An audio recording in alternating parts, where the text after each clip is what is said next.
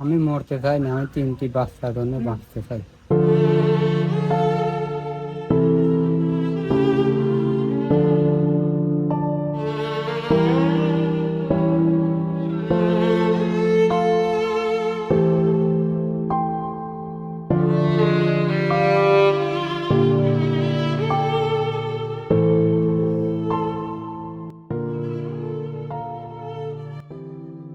জীবন কখন কার সাথে কি খেলা খেলবে কেউ জানে না। এক সময় যে মানুষটি পরিবারের মুখে হাসি ফোটাতেন, আজ সে মৃত্যুর সাথে যুদ্ধ করছেন।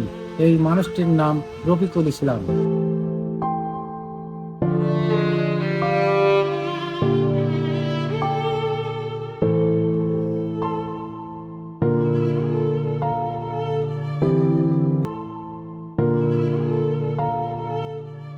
রফিকুল ইসলাম সাধারণ মানুষ, দিনে এনে দিনে খায়, কিন্তু সুখে দুঃখে চলছিল তাদের সংসার।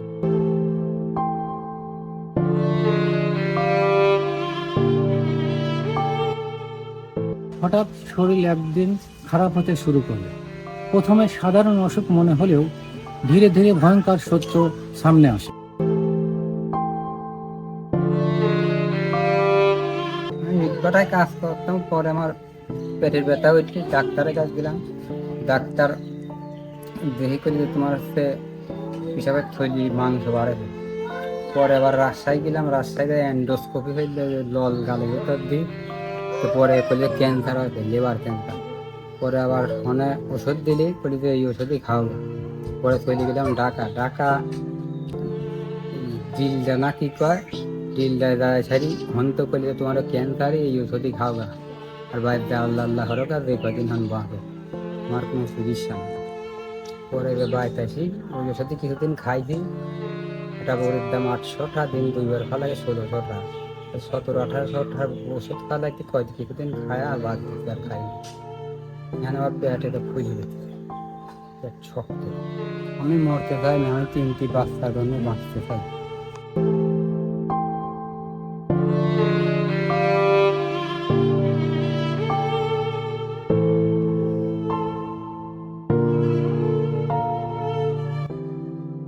তিনি প্রতিদিন কাজ করতেন শুধু পরিবারের মুখে হাসি ফোটানোর জন্য।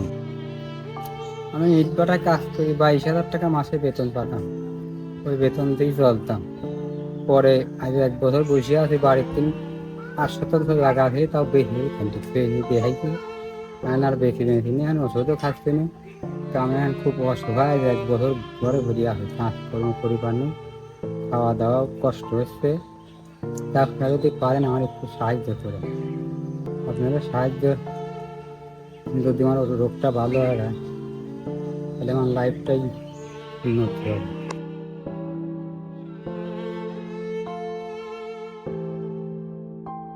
আমাদের মোশারফ ভাই আর আলহাজ ভাই 1 বস্তা চাউল দিয়েছে রফিক ভাইয়ের জন্য।